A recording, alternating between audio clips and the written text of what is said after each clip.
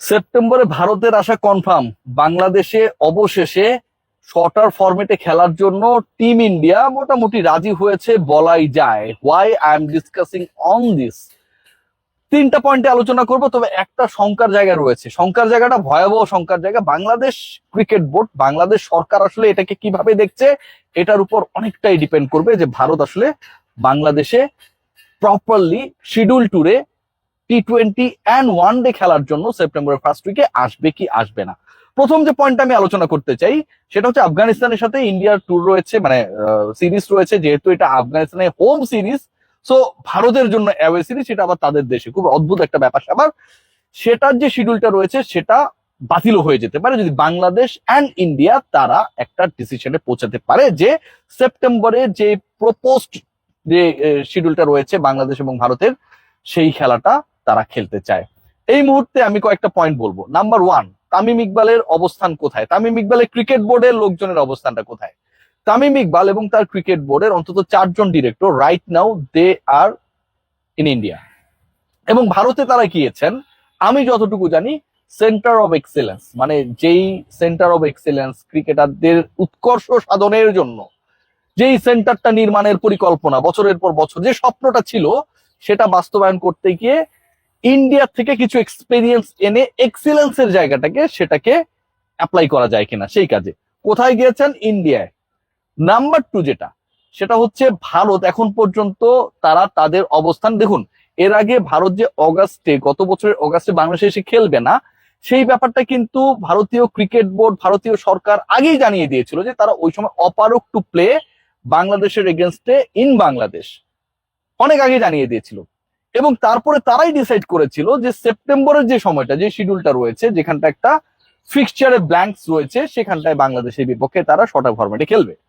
এখন যেই ভারত এর আগে জানিয়ে দিয়েছিল, এবং সেটা জানিয়ে দিয়েছিল হচ্ছে সেই অগাস্ট আসার আরো অনেক আগে, অথচ 2026-এর অগাস্ট এসেছে, প্রপোজড যে ফিক্সচার সেটা হচ্ছে সেপ্টেম্বরে, আর মাত্র কদিন পরেই।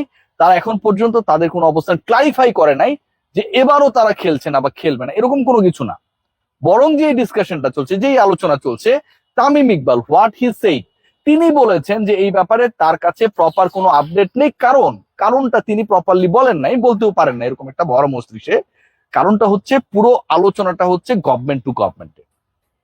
বাংলাদেশ সরকার যতটুকু আমি জানি এখন পর্যন্ত দে আর ভেরি ইগার যে ভারতীয় ক্রিকেট দল যেন এখানটায় এসে বাংলাদেশের সাথে সিরিজটা খেলে, এবং ভারতীয় সরকারও যেহেতু সরকারের কল, they are also very eager, they are very keen to allow their team to visit Bangladesh.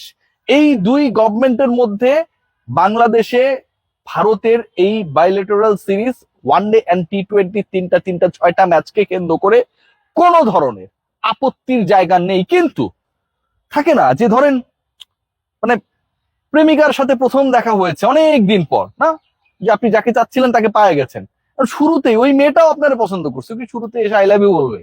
একটু সময় দিতে হয়। বাংলাদেশ আর ভারতের যে কূটনৈতিক প্রেম আর ক্রিকেটীয় প্রেম, সেটা জোড়া লেগেছে অনেকদিন পর, অনেক বিরহ, অনেক বেদনার পর, না অনেক চোরাই উতরাইয়ের পর। সে এই যে ভালোবাসাটা ক্রিয়েট হয়েছে, কেউ কাউকে আগে আই লাভ ইউ করতে চায় না, কারণ কেউ যদি বলে আই হেট ইউ বা ভেবে দেখবো ব্যাপারটা, এইরকম ব্যাপারটা আসলে কেউ নিতে চায় না।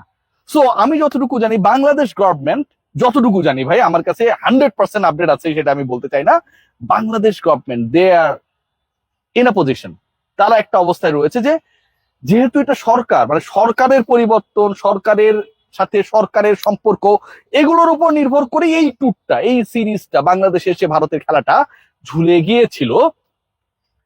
বাংলাদেশ সরকার ভারতকে অ্যাপ্রোচ করবে বা জানাবে that we are set to arrange the schedule tour, যেখানটায় তোমরা এসে খেলবা, তোমাদের অবস্থানটা কি তোমরা জানাও।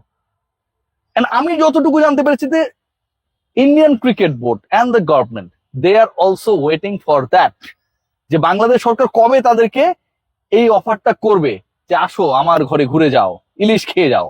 এই আলোচনাটা এখন এমন একটা পর্যায়ে রয়েছে, এবং সেখানটায় বাংলাদেশ সরকার থেকে ডেফিনেটলি বাংলাদেশ সরকার থেকে ভারতীয় সরকারের সাথে একটা সরকারি পর্যায়ের এই আপকামিং সিরিজ কিনে যোগাযোগ হবে। Point to end that is very much important, সেটা হচ্ছে লোকসভায় ডিসিশন হয়েছে যে বাংলাদেশ এবং ভারতের যে সম্পর্ক, সেই সম্পর্কটা যেন এই মুহূর্তে ভারতের যে গভর্নমেন্ট রয়েছে, মোদী সরকার, তারা যেন উন্নত করে। বাংলাদেশিদের ভিসা প্রসেস থেকে শুরু করে ভারত এবং বাংলাদেশের প্রিভিয়াস রিলেশনশিপটা যেখানটায় ছিল, সেই একই জায়গাটায় যেন দুদেশ পৌঁছাতে পারে। সে কারণে ভারতের লোকসভা তারা একটা প্রতিবেদন দিয়েছে। হোয়াট ডাজ ইট মিন? ওই যে একটা রিজিড সিচুয়েশন, আমি তোমার দিকে তাকাবো না, তুমি আমার দিকে তাকাবা না, এই যে একটা পাড়ায় ঢুকলে ঠ্যাং খরা করে দিব, এই সিচুয়েশন থেকে এখন দুই দেশ মোটামুটি বের হবার অবস্থায় রয়েছে। এবং নমনীয়তা from the India as well আমরা দেখতে পাচ্ছি। শঙ্কার জায়গাটা কোথায়, এবার সেই আলোচনাটা করতে চাই। শঙ্কার জায়গা ভাই, এটা বিশাল একটা ইগোয়েস্টিক জায়গায় এই প্রবলেমটা ক্রিয়েট হয়েছে। গতকালকের ইন্ডিয়ান মিডিয়া যদি আপনারা ফলো করে থাকেন, আমি একদম প্র্যাকটিক্যাল আলোচনা আপনাদের সাথে করছি, আমার কাছে কোনো বক্তব্য আমার নিজের মতো করে না। তাহলে ব্রিক্সকে কেন্দ্র করে তাদের যে পররাষ্ট্রমন্ত্রী মিস্টার জয়সওয়াল, তিনি যে ব্রিফিং করেছিলেন নয়াদিল্লিতে, সেখানটায় সাংবাদিকরা কিছু প্রশ্ন করেছিল। ব্রিক্সের যে সম্মেলনটা হচ্ছে সেখানটায় আমন্ত্রণ জানানো হয়েছে বিমস্টেকের প্রেসিডেন্ট বা চেয়ার মিস্টার তারেক রহমানকে, যিনি বাংলাদেশের সিটিং প্রাইম মিনিস্টার, নির্বাচিত প্রধানমন্ত্রী।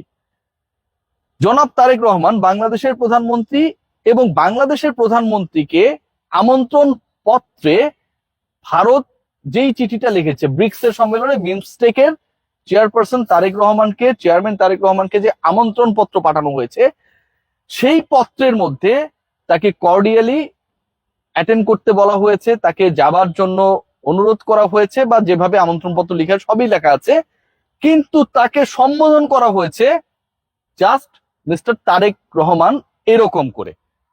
তিনি যে honourable prime minister of this state, বাংলাদেশের যে একজন নির্বাচিত প্রধানমন্ত্রী, ধরেন নরেন্দ্র মোদীকে বাংলাদেশ কোন একটা আয়োজনে গেস্ট হিসেবে আমন্ত্রণ জানিয়েছে, আমন্ত্রণ পত্র পাঠিয়েছে, সেখানটা যদি জাস্ট শ্রী নরেন্দ্র মোদীজি এটুক লিখে, এটা কিন্তু ডিসগ্রেসফুলি ট্রিটমেন্ট। এখানটায় কি হওয়া উচিত ছিল? Honourable prime minister of Bangladesh mister Tarique Rahman, but ওই অনারেবল প্রাইম মিনিস্টারের জায়গাটা দ্যাট ওয়াজ ব্ল্যাঙ্ক। এবং এই প্রশ্নটা গতকাল ইন্ডিয়ান জার্নালিস্টরা তাদের পররাষ্ট্রমন্ত্রীকে মিস্টার জয়সওয়ালকে নয়াদিল্লিতে করেছিলেন, এবং তিনি সেটা এড়িয়ে গেছেন। এখন আপনি বাংলাদেশের প্রধানমন্ত্রীকে আমন্ত্রণ জানাচ্ছেন, তিনি তো বিমস্টেকের চেয়ার, কি কারণে? কারণ তিনি বাংলাদেশের প্রধানমন্ত্রী, যিনি প্রধানমন্ত্রী হবেন তিনি সেটার দায়িত্বে থাকবেন ডিফল্ট, অথচ আপনি তাকে তার প্রপার ডেজিগনেশনে সম্বোধন করছেন না। It's totally a disgrace for our prime minister, right? এই ইগোর জায়গাটায় বাংলাদেশ আসলে কিভাবে রিয়াক্ট করে, that is also a very important point, যেটার উপর ডিপেন্ড করবে হোম অফ ক্রিকেটে ভারত এবং বাংলাদেশের আপকামিং সিরিজটা হবে।